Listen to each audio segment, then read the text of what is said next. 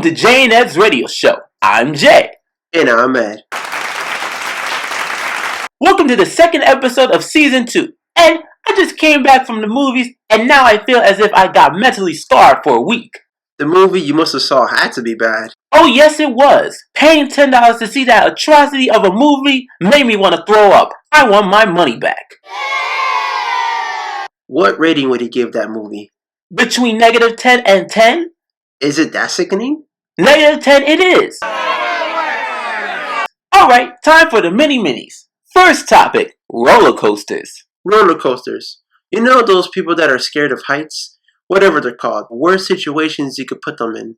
The roller coaster is a combination of height, speed, and adrenaline. I remember the first time I went on a roller coaster. Going upwards and then down is not so bad. On the other hand, going backwards and coming down forwards is scary. I was paralyzed and mentally crapped myself. Before going on to Superman when it first came out, I was scared. Sweat came from my forehead. I kept on looking at how tall it was, and my knees were buckling and shivering. I loved that feeling even though at the time I didn't. Roller coasters give me such a rush of energy as if I was injected with canes of sugar that was churned into liquid. I love the thrill, the anxiety before going on it. You hear the music in your head that will most complement the feeling you have. Invigorating. Oh yeah. Second topic, pick-up lines. We know this oh too well. Am I right, Ed? I'm not a stranger to them. They can either be awesome or backfire on you. Jay knows that from many one-on-one experiences. Agreed. A man must know which ones work and which ones should be thrown to the trash. Also, if you find ones that work, you have to be clever when using them. You can't just say them to women. You have to let them flow from your mouth. Or you could be a cocky dick and do it anyways because you know you got game. Well, that time the girl was already attracted to me, so I could have said the most ridiculous pickup line and she would have been okay with it. She was definitely into you. Only after I went behind your back and told her you were the son of a rich doctor, so yeah. That explains why she expected me to buy her that pearl necklace. Okay, time for The big topic. Today's topic is Valentine's Day. I remember my first Valentine's Day, being with my girl and enjoying the good moments. I didn't have a lot of money, so I couldn't really buy her anything, but in its place, I did something better, and because it didn't involve money, you know how some women love foreplay, so I put my differences aside and went all in, but it was worth it. A few days after, she was extremely touchy. That 10 plus minutes got me 3 days of grab, a lot of frisking, and she repaid the favor. Awesome time. Well, I remember one Valentine's Day where I was bored in my house. I get a call from a friend of mine that was in town. He was about to go on a date with his girl, but needed me to go out with his girl's sister because she was lonely. Now, of course, I told him I want details of what his girl's sister looks like. He told me that she was cute, smart, and a sweetheart. I was like, okay, what I got to lose? I got dressed, sprayed some cologne on, put on my leather jacket, and headed out to the restaurant that he gave me the address to. I went into the restaurant and saw him and his girl. I grabbed a seat on the table. I asked him, where's the girl? He says she's in the bathroom. His girl says, thank you for doing this for my sister. She just broke up with her boyfriend a few days ago and she was in a bad mood. I asked, is she in a bad mood now? Not after she saw your pictures on Facebook. She says, you're really cute. She says, good to know. I say, my friend tells me, here she comes. I turn around and I see this tall, slightly curvy chick with blue eyes and long flaming red hair and a smile that could make any man drop to their knees. This chick is gorgeous.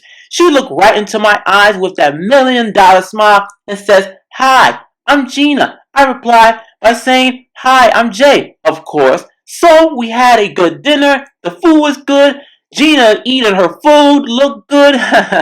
After dinner, Gina tells my friend and her sister that she's going to her apartment. So she asked me if I would like to come to her apartment with her to, hang out. I was like, okay, I got nothing to do. So I tell my friend that I'm leaving with her, and judging by his expression, He knew that I was about to get in there. So me and Gina go to her car and head to her apartment. No lie, when we get inside her place, she politely tells me, take a seat on the couch and turn on the TV. I had to slip into something more comfortable, she says. In the next 5 minutes, she comes out in this black lace lingerie. I'll let y'all make your own conclusions of what happens next. We'll be right back. Jade looks like he wants to kick my ass. Intermission!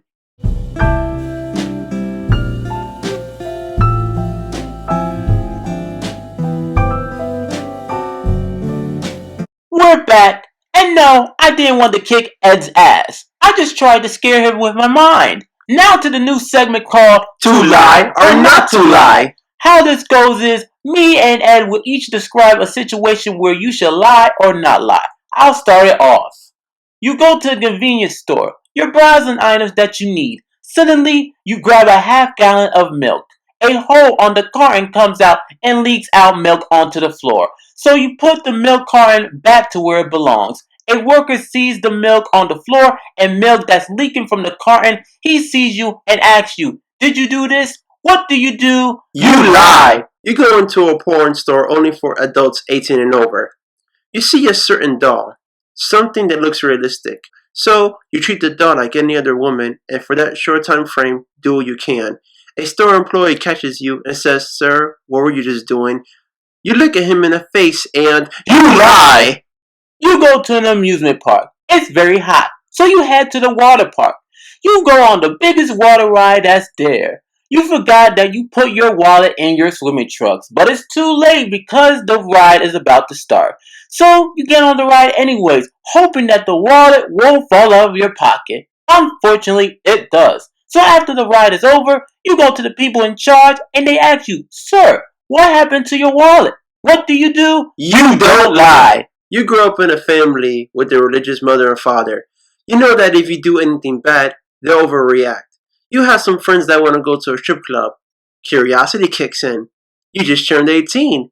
So you're not breaking the law. You've never had a girlfriend. But you're intoxicated by the female body. So you go without saying a word to your parents. You go and have a great time. You throw some dollars. See some breasts. See them naked. So many women. Get a lap dance even.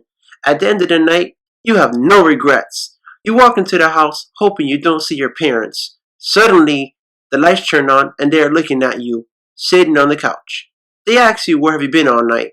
We were very sick about you.